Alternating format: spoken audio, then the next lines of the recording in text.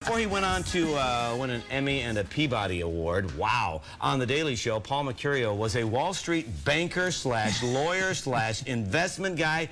Not the most obvious path to a comedy career, but it kind of worked out for him.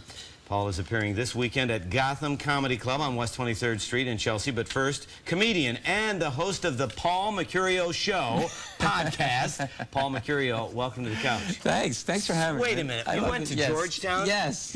You have a JD, a law degree, an advanced degree from one of the finest schools, and you're a comedian. I'm hungry. Get me some food. First off, what's the family think of this? Well, look, I come from a very Italian family, blue collar, in Rhode Island, and they were like, you made it. And the tone of your voice was the tone of the voice that my mother had. Like, are you crazy? But when you think Italian, you think of like super neat house, plastic on the furniture, pictures of the Pope, Jesus, and Frank Sinatra. Bingo. No. Our house was a pigsty. This is a true story. This is how bad our house was. Someone broke into my mother's house and they took the stereo. They didn't touch another thing in the house. A cop comes into the living room to take a police report, stands there and he goes, "Oh my God.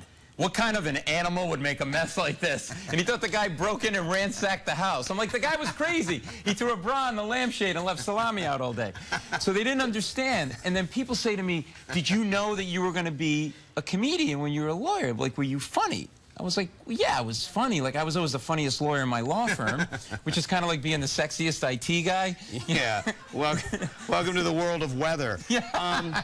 Well, wait a minute. As a kid, did you want to be a comedian? I loved watching comedians on the Johnny Carson show. Like, my parents would let me stay up late, and then I'd go to school the next day, and I'd like start doing like Rodney Dangerfield jokes that I saw, and I was funny.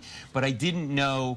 You know, like, I'm very blue-collar, very Italian family. Like, that's not what we did. Well, it's funny, you mentioned The Tonight Show. You were writing jokes for Jay Leno while that's how it started. I was on Wall Street, and I was writing jokes as a hobby, and there was a private function, and he was performing, and I had all these jokes, and I went up to him, I go, you want some jokes? Really? And he was like, and he really does talk. It does sound like helium is being let out of a balloon. It's hilarious.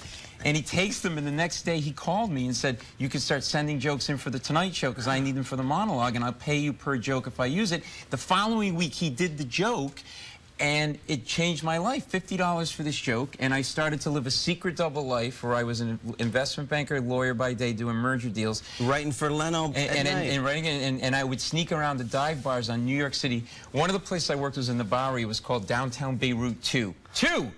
They were either franchising these hellholes or Israeli fighters took out one, and that was the beginning of it. And then and it kind of slowly evolved into a career, and I decided to leave to do this full time. We'll talk about the podcast. Yeah. So and you interviewed McCartney. Paul McCartney. Yes. How did you get the interview, and how did it go? Well, I've been living in his bushes outside his house for years, and I met him at one of the shows, and we started talking. He was in the hallway, just standing there all alone, leaning against the wall, looking up at the ceiling like this. And I'm like, this is Paul McCartney. I got to talk to him. I'm never going to meet him again. He had no security. Nobody. That was the thing. Like, he didn't have a handler. He didn't have a parrot on his shoulder. Nothing. He's a Beatle. I know, exactly. He's standing there chewing gum, just looking up at the ceiling. And I went up. I said, it's an honor to me. He goes, oh, what's your name? I go, Paul. He goes, oh, that's a good name. He goes, what do you do? We start talking 5 minutes, 10 minutes about kids and touring. Now, on the outside, when I'm talking to him, I'm all cool. On the inside, I'm like, I'm talking to Paul McCartney. I was like a 16-year-old girl, right? So then because I'm delusional, go, you know what? Paul McCartney should do my podcast because I've lost my mind, right? So I think, why not ask him? I ask him,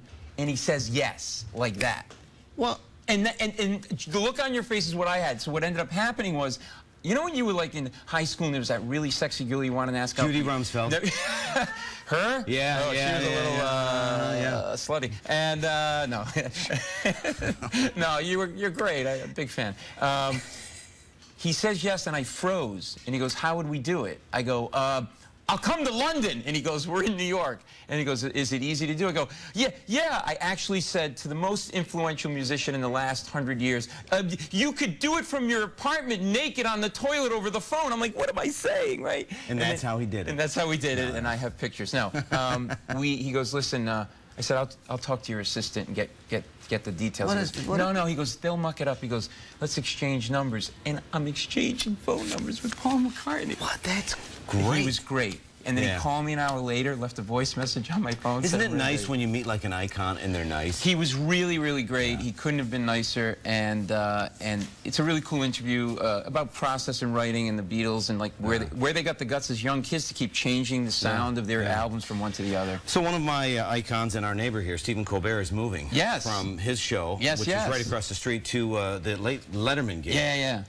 You've worked with Stephen. He's a friend. What do you think? I think he's going to be great. I think he's so smart, and that he'll just be terrific, man. He's a great guy, and that comedy is like right there, and he's just a really great guy. Like one of the guys like you want to see good things happen. Because he's a nice guy, nice guy. He's a very, very nice family guy too. He's a very great guy. Yeah. Your comedy at your show. Yeah. Observational. Okay. Autobiographical, personal. Messy Italian families. Well, my cousin Bobby runs numbers in Rhode Island, and he sells car alarms that he stole out of other people's cars. Wow. And to give you an idea of what he dresses like, he came to my father's funeral. Think John Travolta in Saturday Night Fever. That's what he dressed like. He came to a funeral dressed like this. Fluorescent orange silk shirt, unbuttoned gold chains, white patent leather belt, white slacks, a creamsicle with chest hair, white mesh loafers, no socks, put powder on his feet to keep him dry. Every time he'd step toward the casket, puffs of white smoke coming out of the tops of his shoes.